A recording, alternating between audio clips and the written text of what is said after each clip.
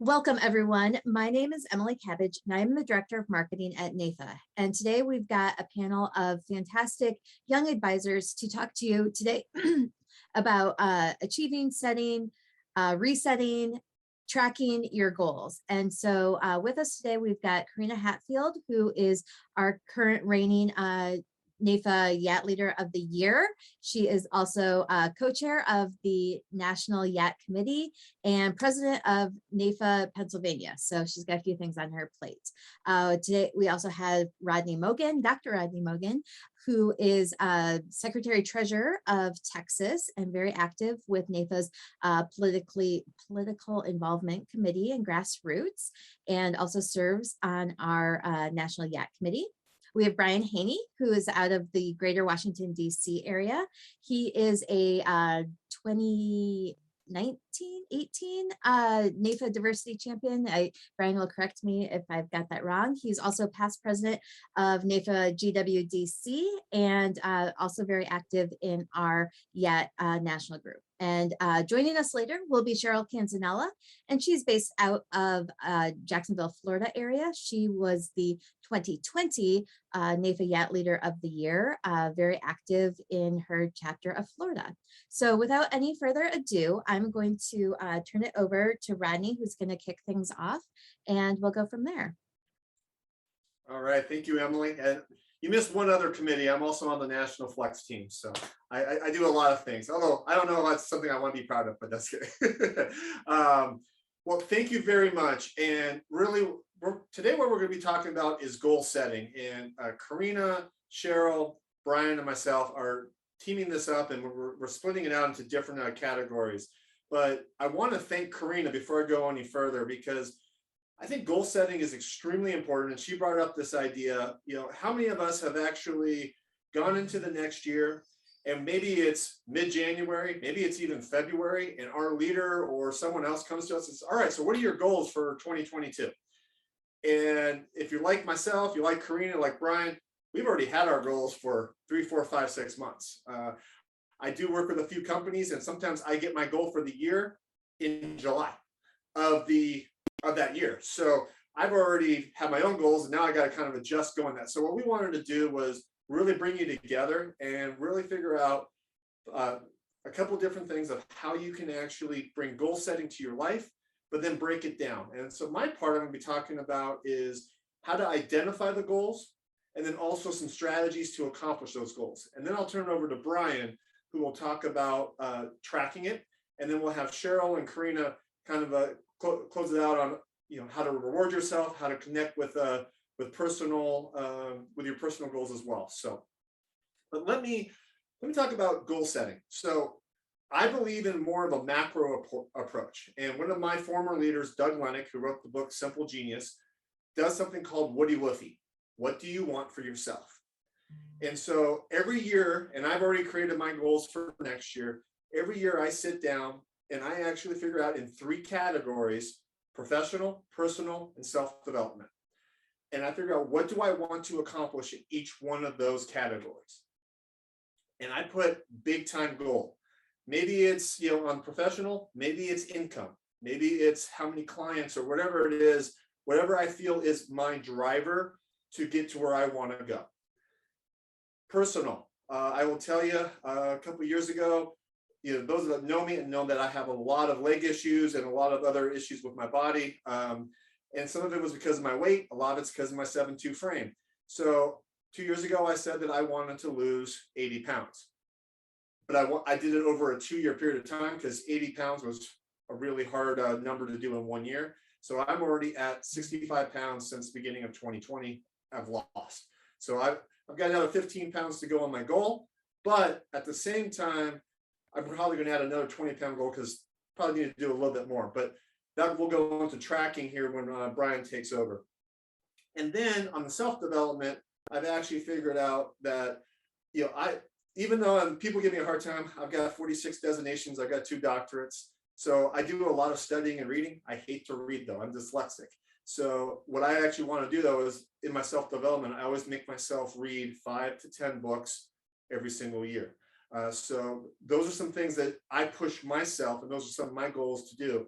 But you start macro and you figure out exactly what that goal is, what it's going to do for you. And for me, I try to make all my goals kind of line together. Then once you've identified, we'll go with the easy set, which is work. So for me, let's just say I want to add in 50 new clients next year. I would then figure out exactly what I need to do by quarter, by month, and by year, and by week to be able to do that. And then really go to the real micro level of what do I need to do daily. So one of the things that I do, and this will get into tracking, so I don't want to take Brian's thunder here, but I actually create what I need to do on a daily basis, and I am constantly checking it off to make sure I get there.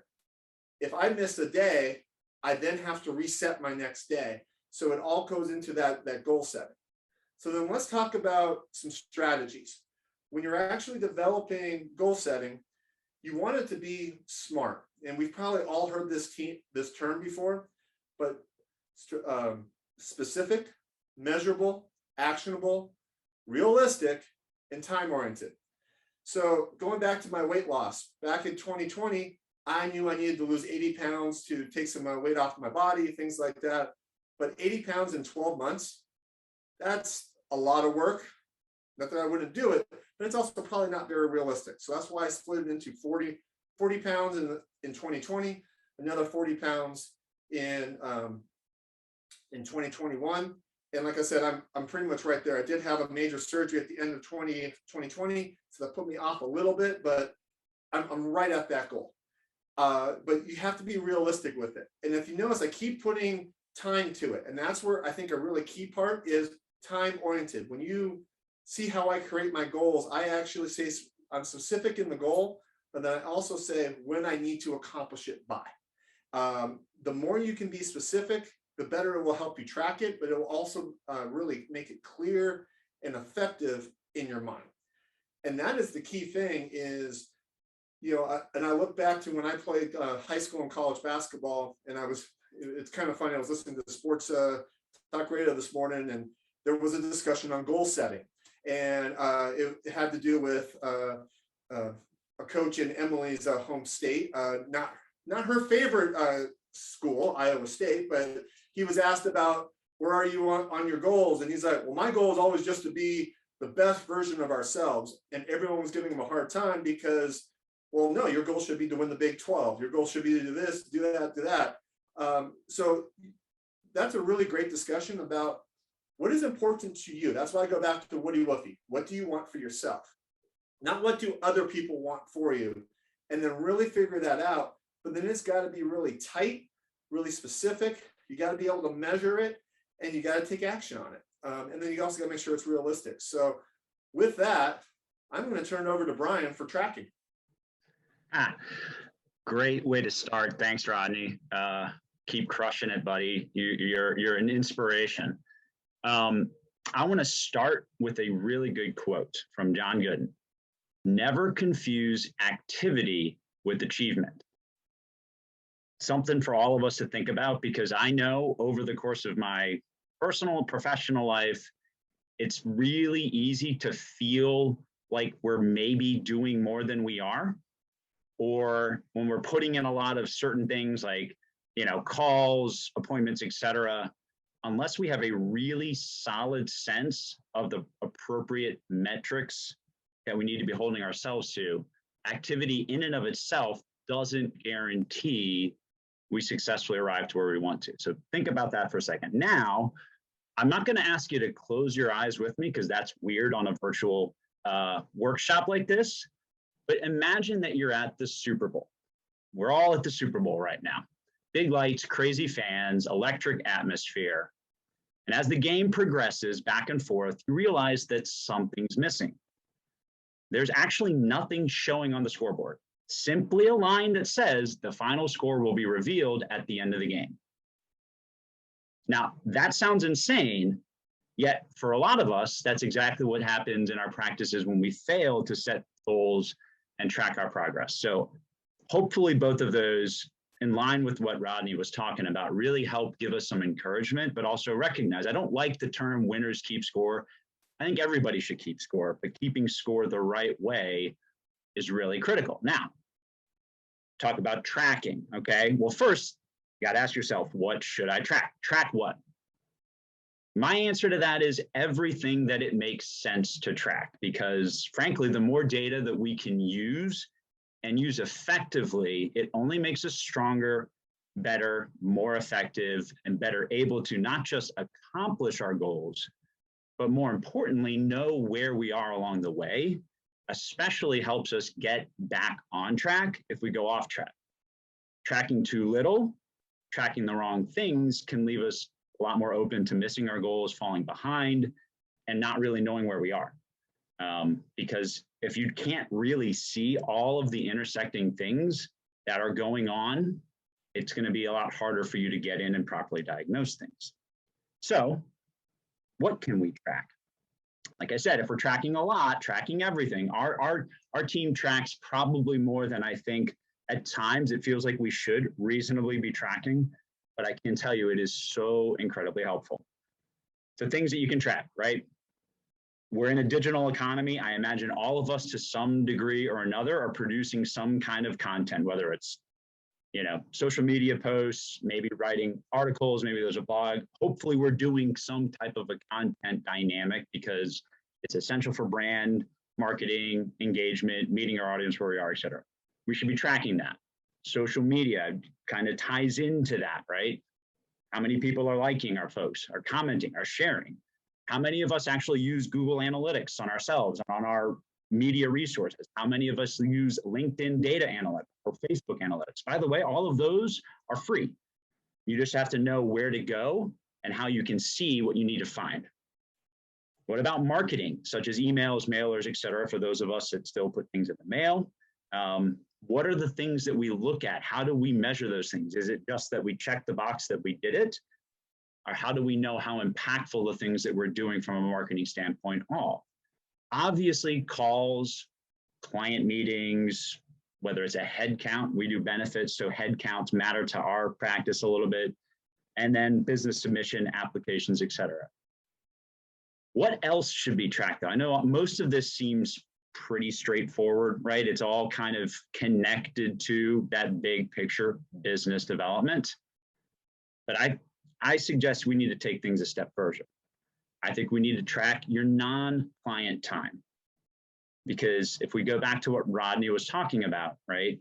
How do we maximize our time? If we realize that a vast majority of our week is being taken up the wrong way, that's important. That's going to be a hindrance. We also need to, and this is an area that I think a lot of professionals fail to do, we need to track our expenses. We need to know the cost of doing business. And because frankly, that's going to drive a lot of our success and or failure. If we're not sufficiently profitable, or if we're spending money the wrong ways, we need to know that.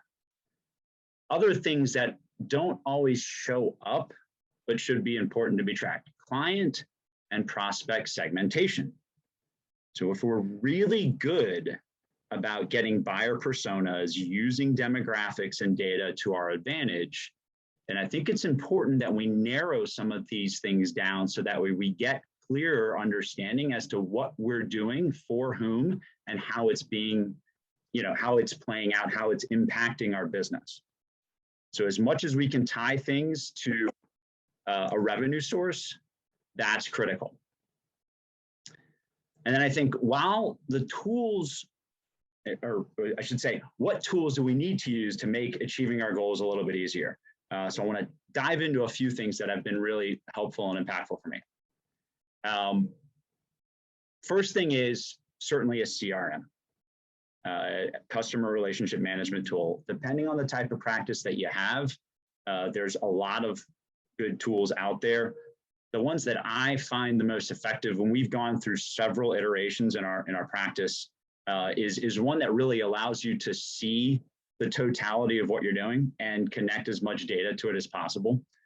I think the other thing that's really effective is tying in that financial component. So if there's a way for you to track your business, if you're using things like QuickBooks, et cetera, having that kind of a financial tracking mechanism so you can run a profit and loss statement for yourself throughout the year. That's really good. And then I think tying in with your business plan, right? So we talked about tying revenues together. There's a great tool called Live Plan. So if you go to www.liveplan.com, that's a great resource to be able to build a business plan. Those of us are Lilly grads taking this one-page business plan and putting it on steroids. And then if we want to take it that step further, tying it into tracking metrics for revenues, expenses, et cetera, and then having it update constantly. So that can be a really effective tool. I'm going to leave you with this last thing, and that is ask yourself the question, what kind of business are we running? And if you think about, the type of practice, not just one that, we accomplish our goals, we do really well, we hit the certain measuring rod that maybe our companies put out for us. But would a disinterested third-party investor look at your practice and see it as a potentially profitable investment? And if not, why not? Because if we really want to accomplish our goals, we really need to see that we're doing something that's repeatable, scalable, and going to get us not just to where we need to be by the end of the year, but 3, 5, and 10 years out.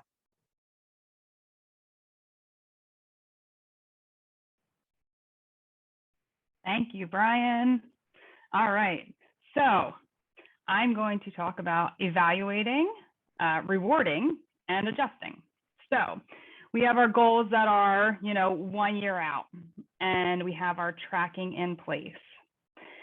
So do we look at it at the end of the year when we're done?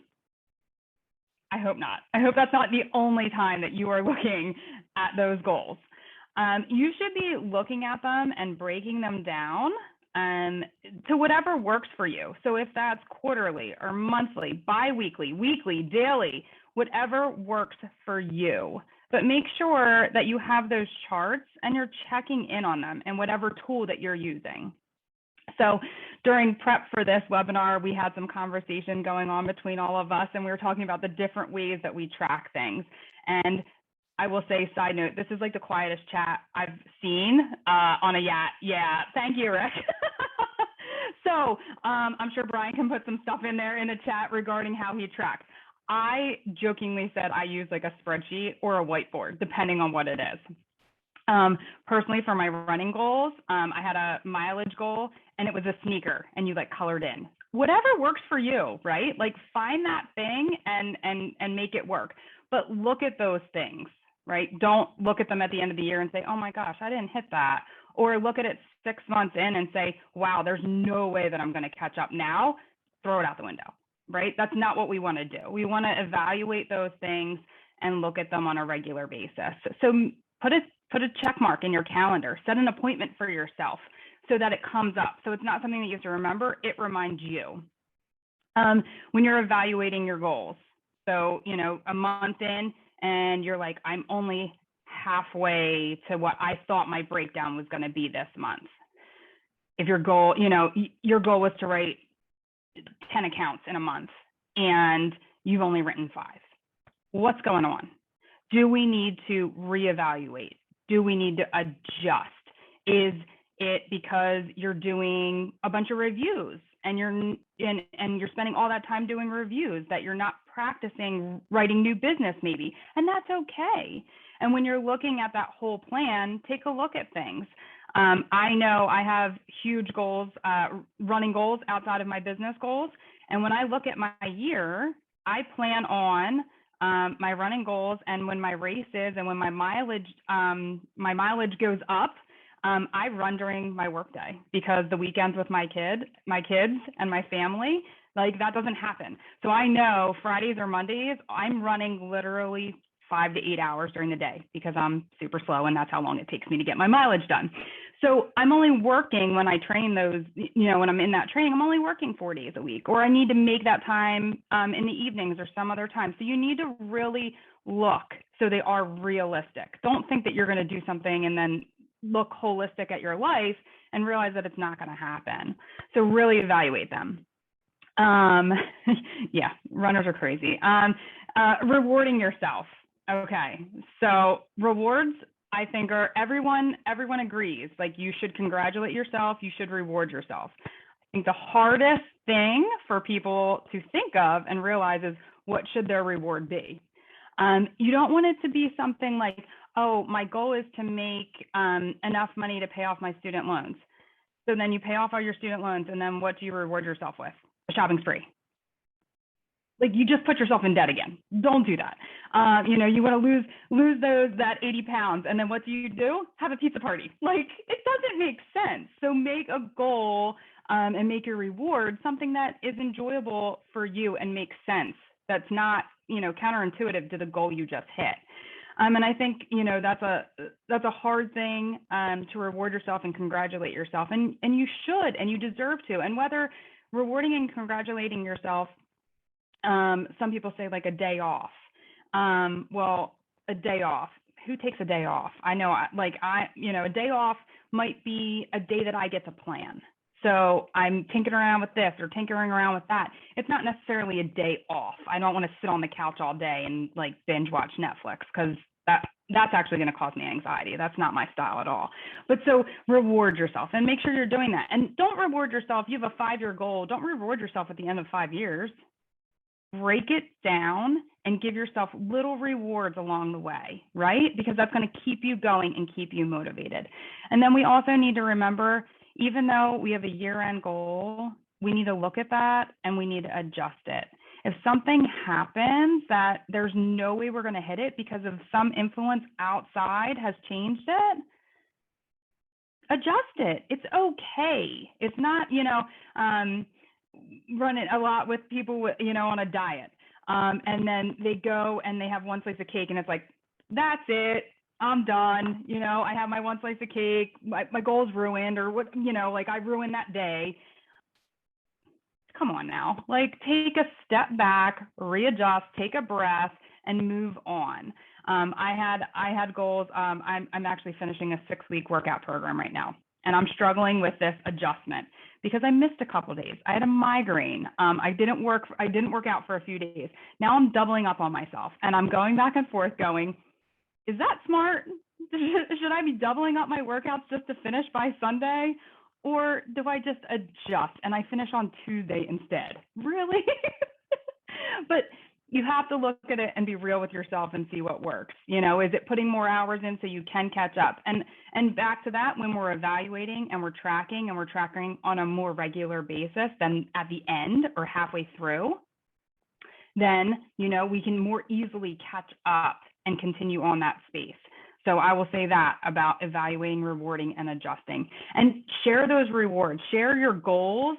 I think on the personal side, usually the goal is your reward. It's harder, I think, in business to have. So give yourself a reward. It's a massage. It's a trip. It's an extra day, But your personal goals, I want to run a marathon. We have your training program, and the goal is, your reward. You finish the marathon.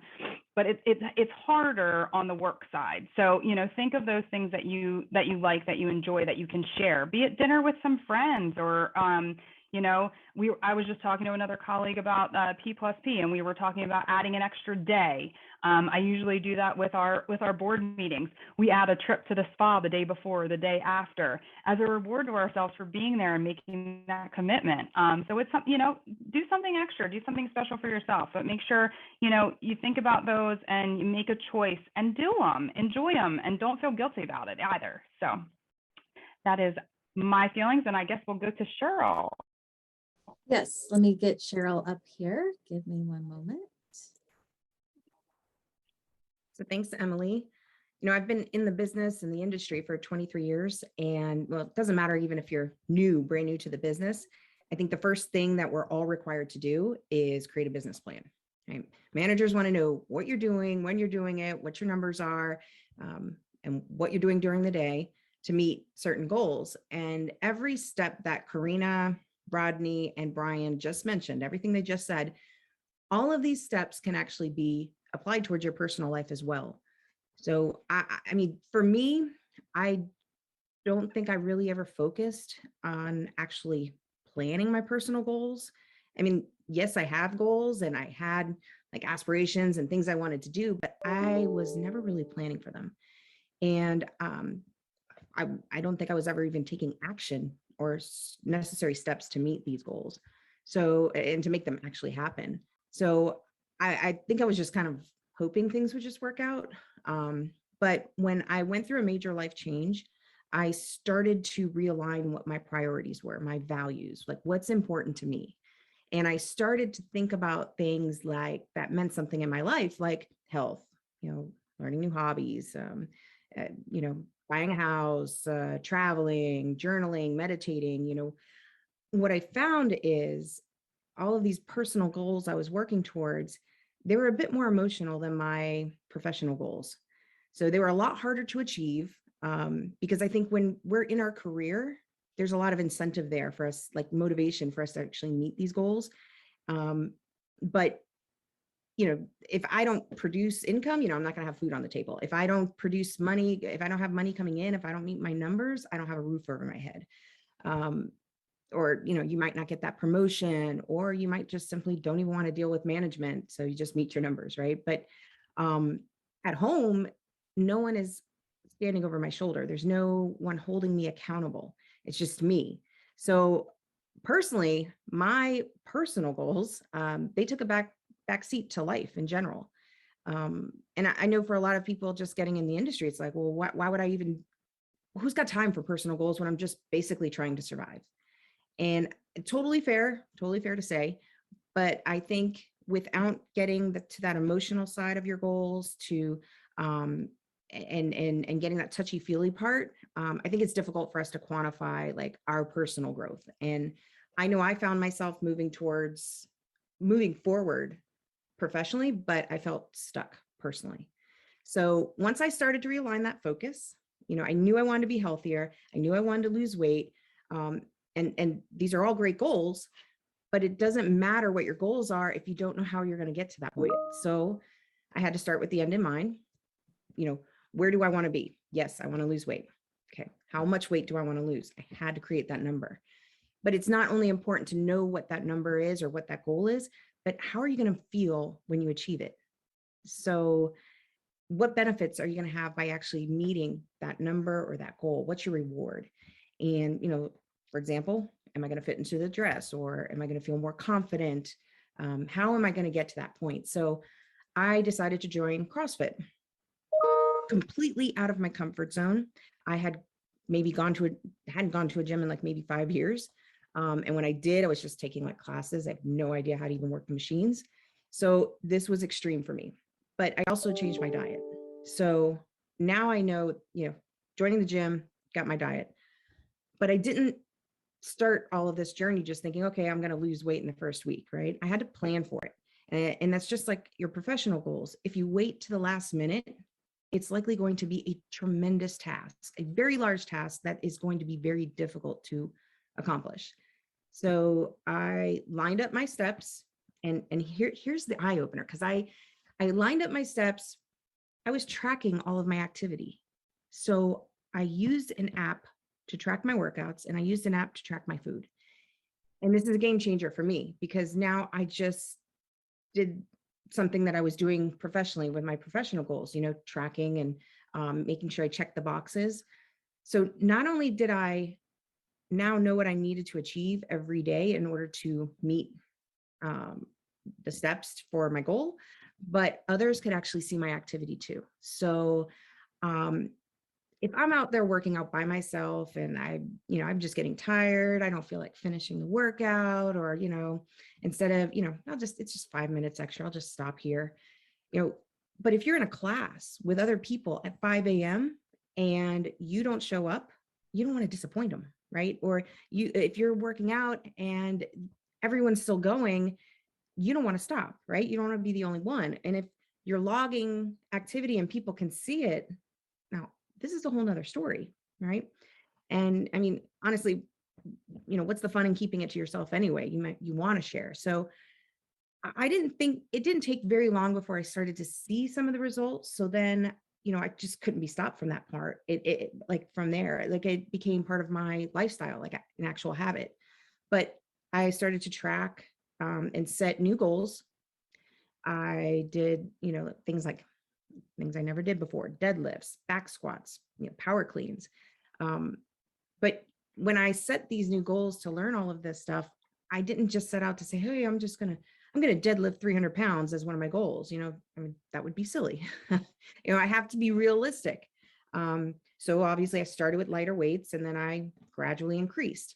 But, I think sometimes we have to, take a step back and look at what our goals are, because we may not meet those goals if we're going to set a goal of 300 pounds to deadlift and it's just likely not going to happen.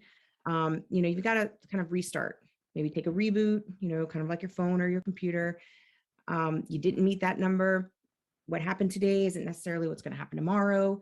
So you have every day to start over little by little. And so here's the thing. If I fail at that 300 pounds, it doesn't mean I need to keep adding more weight or doubling my effort because, or try to work out more just to achieve that 300. It's most likely I'm never going to achieve it. So I've got to rethink, re-strategize. It's like if you're running in the wrong direction, if you think you're going to just by running faster, it's going to change course. You're still running in the wrong direction. You're just going to get there faster. So, which honestly is another reason why I work with coaches. So they're like our mentors on the professional side, right? So they give me feedback, they give me direction, they help me with proper techniques.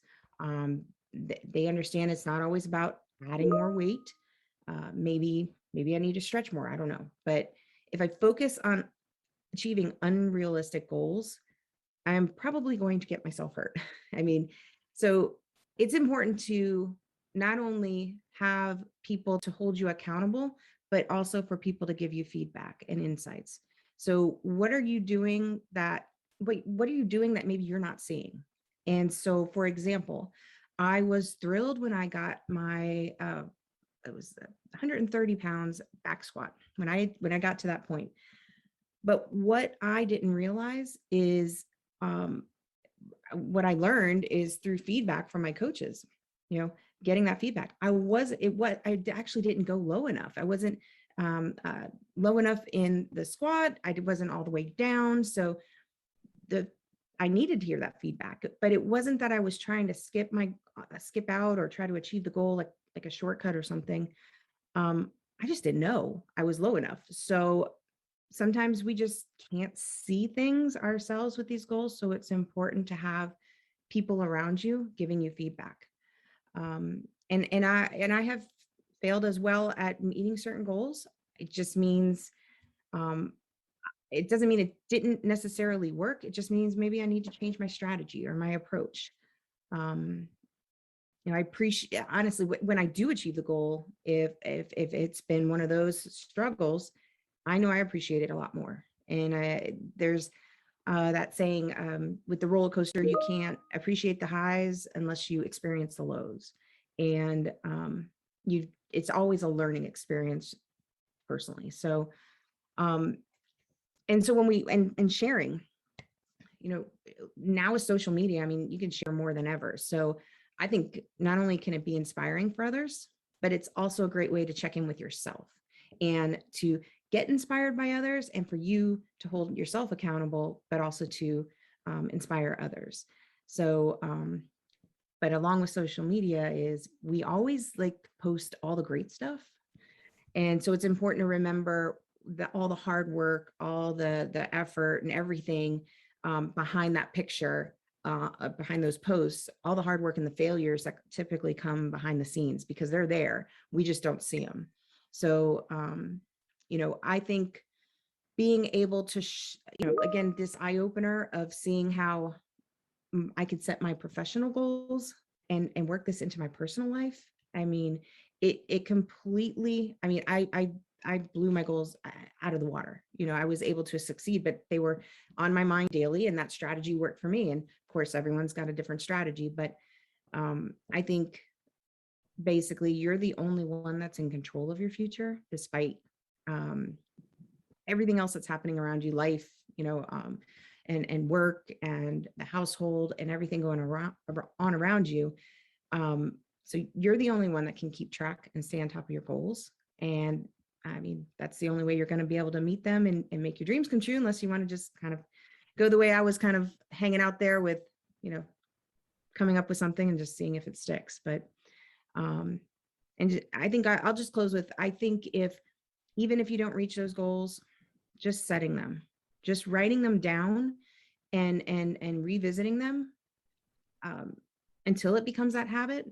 But at least it's visual and you're able to revisit it more. But I think it gives you a lot of motivation to keep going and put in more demand or demand more of yourself as well. So I'll go ahead and hand it back over to Emily and the team. Thanks. Well, thank you, Cheryl, for that update on tying that together. So I kind of want to turn it back to everybody on the panel and as well as our attendees to kind of like talk about what you guys are going into. What are some of the strategies that you guys have implemented, and I'm specifically kind of turning to the attendees at this point, and to kind of have this open discussion about goals. And as we're going into, we're the week before Thanksgiving right now, and December is really focused on closing your business and doing all of that, but so now is a good time to do some of that reflection. So what are some of the things that you guys are doing for that? So you can either put your answer in the chat or Q&A, or ask to unmute, raise your hand, and I'll unmute you.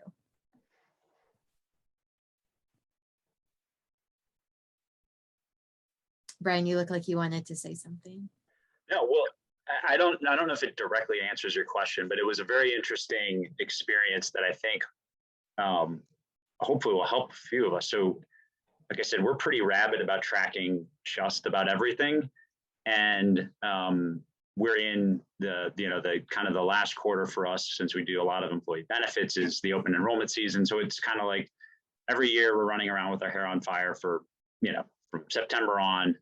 And yet coming into this time, we had literally a team meeting a week ago where we were looking at where we were, and we seen consistent growth. We track head counts, we, new groups coming on, et cetera.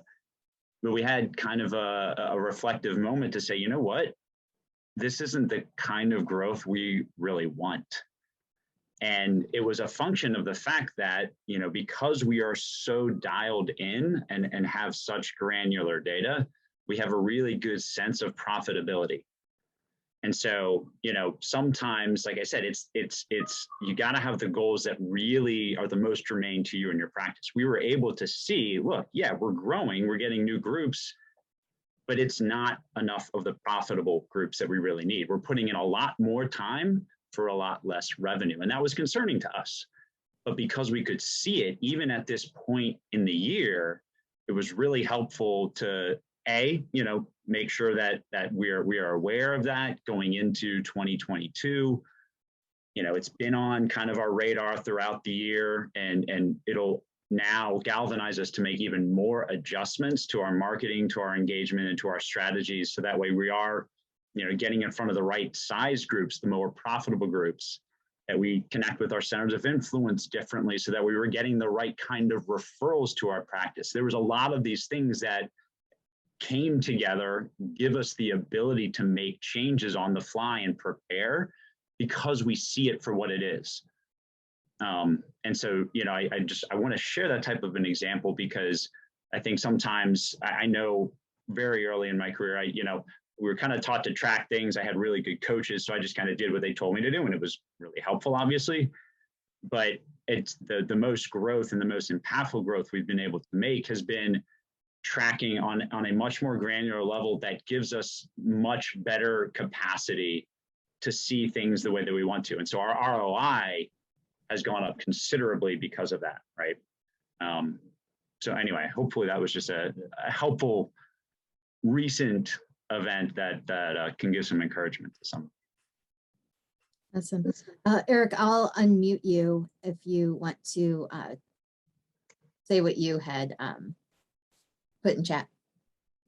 Thank you. Yeah, I appreciate that. So I'm fairly new to NAFA. I have been in the benefits industry for a while, for me, I am just recovering from a long-term injury, and it happened 3 weeks after I graduated college. At that point, I just kind of lost all hope, and luckily, I think I gained. Rodney, I really resonate with you because I gained 60 pounds from that incident, and I've been working with a life coach recently and working on my belief system. So the changes have been incremental, but one of the most impactful things for me has been to visualize my future, and not while I'm multitasking. It has to be something like in the here and now that I do. Because of that, I actually got a gym membership last week, and I have been working out for the past 7 days. So I'm trying to find that balance and the adjustment. I think it was Karina, you were talking about adjustment. One of the other things I've been doing to try to be more social is going out dancing, but trying to find that balance of this new workout routine. And because I'll work out in the morning, but then sometimes like in the afternoon, it's really hard to find that energy and muster it to like say, all right, this is something I need to be accountable for. And if y'all have any advice on how to be accountable in a situation where it's like, all right, you need to go out and be social, or like anything along that lines, I'm open to it. But this has been a really good conversation for me here, especially, and I'm only 27. So right now I'm trying to go after the things I want most, but also trying to live in the here and now and not think about the past and the time I've lost. So thank you. Let me take that, because I think Eric and I have a lot in common. Eric, first of all, thank you so much for sharing, and and welcome to NAFA. That's, I think, really one of the, I think Brian, Karina, Emily, and anyone on this call, Trish and Rick and all those guys that I know here, I think we all would say that is, I think, the absolute power of NAFA, is that we're all here to help you. So feel free to reach out to me or anybody if you ever need something. If you want to talk, I'm more than happy to walk you through it. But I've been dealing with long-term injuries for 25 years, so I do understand exactly what you're going through, and I know it's hard. But that energy thing you talked about, one thing I don't share a lot with people is I'm autistic. If you actually put me on the spectrum test, I'm right there in the middle. I'm not what they would call Asperger's. I'm not, I don't need a whole lot of, but I'm more towards the side where I would need more help. I was nonverbal for 16 years. I have sports helped me get that out a little bit, but for me, doing a talk like this is draining. Brian knows me real well. He knows that sometimes at conferences, I disappear for 20 minutes. I'm 7'2", so it's really hard for me to disappear. But when I do disappear, it's because I've just had it. I can't either deal with people, or I am just so exhausted, I need to go do something. So what I would say is, as you go through different things, Eric, and as you go through your day, break up your day into little, we've all heard, how do you eat an elephant? You eat an elephant with one bite at a time. So what I do is, because I'm autistic, I'm also ADD, I'm also dyslexic. I know I've got the trifecta, right? But one of the things I do is, this is the longest meeting I have in my calendar. I don't do anything longer than 30 to 45 minutes. Sometimes when I'm meeting with a client, that might mean that I'm doing 5 meetings with that client over a 5-week period of time, but I know that I'm only good for 30 minutes. And then I need a 15-minute or 20-minute break in between. And I do something fun. That could be, I play a video game on my phone, whatever it is. Emily's seen me. I sometimes will go away and I'll play a video game. Those are the things that you kind of have to do for you. And you got to figure out what works for you, Eric. But like, I work from home most of the time.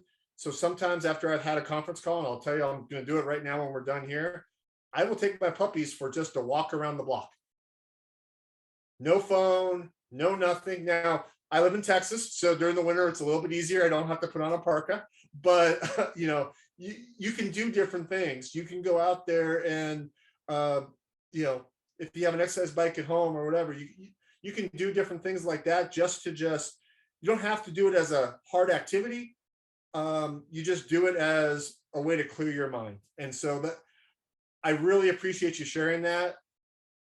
I think I can speak for Karina and Brian. In fact, I know I can speak for them and say that we want you to be successful. So if there's anything we can do, let us know. And thank you for sharing. And all of you understand that's what we're here for. So thank you. Thank you, Rodney. Thanks, everyone. I'll just add into that as well. Like, don't be afraid to set time for yourself. Don't be afraid to set appointments for yourself. If that's what you need to do, because you maybe you feel guilty about whatever you're personally, like your fun time, right? So I have clients, I work mainly in the property and casualty business. So I have clients that, I'm available 24/7. That's the expectation. And that's fine, because if somebody gets in a car accident or somebody's house burns down, like, I do want to be there. But also on the other end, like, I don't need to be there at 11 o'clock at night when you're paying your bill. Like, so when I want to do something for myself or I need a break, I put those appointments in. So, if we decide as an office, I work with my sister, and if we decide as an office at lunch that we're going to go for a run that day for lunch, we have an appointment at lunch, and nothing stops that. That is an appointment, and if it's an appointment to go, run with my employee or my coworker, my sister, and have that de-stress time, there's nothing wrong with that. So don't be afraid to set appointments for yourself. And if someone calls and says, hey, are you available? No, I have an appointment. You don't have to feel guilty about saying, no, I'm going for a run, or no, I'm going for a walk, or no, I'm going to go, play a video game, or no, I'm going to go play golf. It's an appointment, and it's an appointment for yourself. And don't be afraid to set that and schedule that and keep that. Don't push them off, because they're just as important as everything else. That's an excellent point. And I know that me personally, that's one that I am very guilty of. And I just noticed that that Rodney and Brian have been putting in the chat, but it was actually only going to the panelists. So I will take what they had put in there, and I'll put that into some of our follow-up that's going in there, because they've got some great recommendations, encouragement, things like that to our attendees. So yeah, I noticed that was happening. I noticed it actually just a little bit ago. Otherwise, I would have said something to them sooner. Geez, you'd think after all this time in Zoom world, we'd be better at that, wouldn't we, Emily? Right? I'm texting Brian, like, he keeps putting stuff in there, and I'm like, nobody's getting this from me. So no, we're all human. Even the almighty Brian Haney and Rodney Mogan and Karina Hatfield and Cheryl Canzanella, with all their awards and accolades, we still are human. But well, anybody have any other final comments? Like I said, I will take the comments that were taken in the chat and let everybody know some of those resources and things like that that have been put in the chat. Jose, let me unmute you. Give me a second. Oops. You should be good, Jose. Yes, can you hear me? Yep, Yep. gotcha. Great. Thank you for the opportunity to share. I just recently graduated from the Lilly program, and it really created, well, I didn't want to say really, because that's just the way I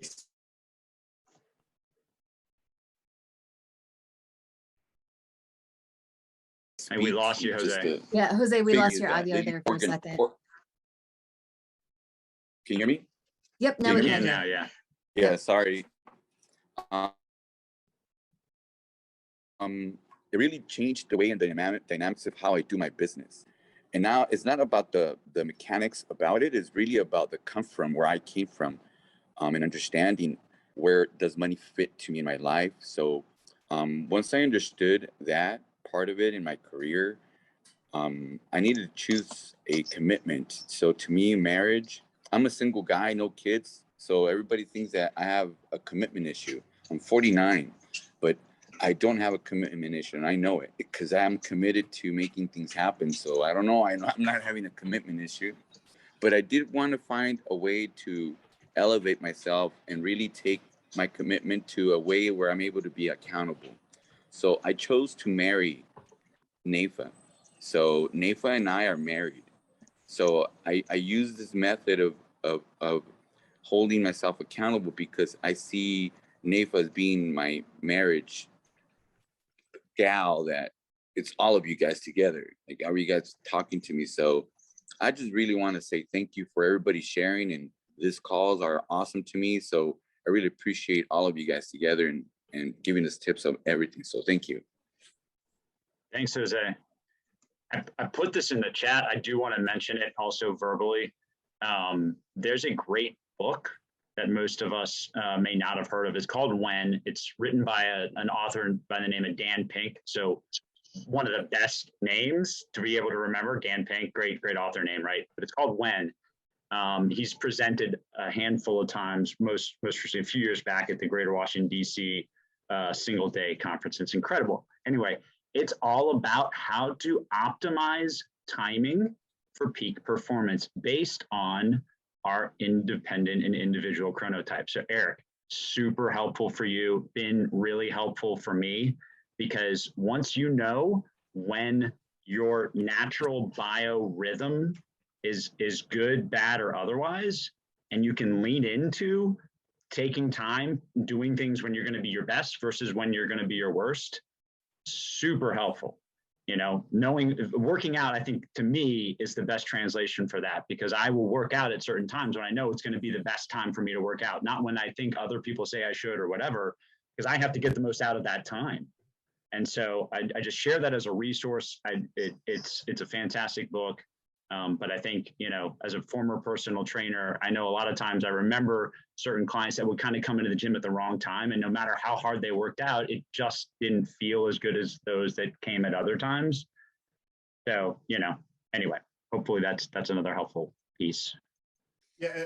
And another thing to add on to that is, you know, the book When by Dan Pink, and I'm trying to think of the other book, but it was a little bit before When. And what it talked about is kind of figuring out exactly what Brian was talking about, where you're good at different things. And, you know, they used an example of how some CEOs would actually knock out emails at 4 a.m. in the morning.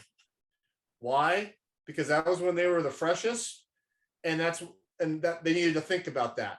For me, I only do emails twice a day. I do it at right around or right after lunchtime when I have that as Karina mentioned, I have that as an appointment that I don't reschedule because I handle that. I do it at the beginning of the day, but that's after I've worked out and I've done different things, so my brain is clear. The rest of the day, I've got different things in there that keep my energy level, but I know that you know, I'm not going to necessarily make a phone call or phone calls right after lunch because my energy level, my brain space is just not there. I like to call from 10 to 11 and 4 to 5. That's where I know I've got the most energy and it will actually propel me for the rest of my day. So you have to really think about that as you're also planning your goals. You know, like Karina said, hey, we can go for a run at lunchtime. Great, you know, because that's probably how it's going to impact the rest of their day. You just got to figure it out how it fits for you. Yeah, another book, I was actually just talking to somebody yesterday about goals and, you know, kind of leading up to this webinar, and I haven't checked it out yet, so I can't personally speak to the quality of this book from personal experience, but I'm gonna, because I just heard about it yesterday. Actually, I've heard about it before, but it's never been recommended to me, and it's called Atomic Habits. And that's supposed to be okay, you guys are all shaking your heads, so apparently it's 100% everybody should read. It is something book. that I should check out, so got everybody's acknowledgement on that. But yeah, so it's called Atomic Habits, and I think I don't know, somebody who's actually read it maybe could talk a little bit about why that's such a good critical book for goal setting. It's an easy read. It went fast. We actually did it in Pennsylvania as a Lilly Book Club alumni book club event, and we discussed it over 3 or 4 lunches, which held us all accountable to read it, and then to read it enough to be able to share, right? And so that was awesome. But great book, and it actually it resonated not only with me, but also with my older daughter. My older daughter's 10, and so some of those habits I shared with her, and she is using them every day. And one of them was in the discussion we had in our alumni group. It was Atomic Habits. It was about, waking up first thing in the morning and like putting your feet on the floor. And so she struggles in the morning, and that was one of the things, so it's just easy to apply right away, is my takeaway from Atomic Habits. And one other thing real quick, Atomic Habits, I think, is a fantastic book. It's an easy read, but I think another one that you kind of need to do with it is Energy Bus. And the reason why I say that, and Karina's shaking her head, so I think she knows where I'm going here, but we're all business owners. We all run our own practice, so we all have a team. If we want to actually accomplish our goals, we got to have the right team on the bus, because otherwise we're spending too much time dealing with someone that shouldn't be there. And so I think that as you look at that, like my wife, she's the perfect fit for me. She helps me, she supports me, all those different things. She knows exactly when to pull me out of the office because I'm working too much or whatever, even if I when I forget to schedule something for my own time. But she's part of my team. I have gone through 4 assistants this year because finally I found one that is the right person that helps me hit my goals, but I'm helping hit her goals. So you got to find that group together. Sorry, Karina, I didn't mean to cut you off there. My only last comment was a shameless plug for NAFA Connect, so we can continue this conversation, because it's going in great places, and I think we could continue on for hours, right? So if you're not on NAFA Connect, which Emily I'm sure could put in the chat, but get on NAFA Connect. We have a YAT group, and we can continue the conversation and probably make some book lists and all kinds of other things. So I know Brian and I are on it often and would love to have other people make comments on it. And I would too. I would love to see lots of comments in there. So, well, we are just wrapping up at our time. So I want to thank everybody, our panelists, our participants. Thank you everyone for sharing your stories, and really think that this was a great way to kind of pull some like-minded people together. As we're heading into the end of 2021, leading into 2022. The timing of this was just great to kind of get that fresh mindset ready to start another year, and hopefully a more normal year than the last 2 have been. So thank you everyone for your time, and we'll send out some recordings and some links to these books, and get everybody connected and shared. Thank you. Thank you.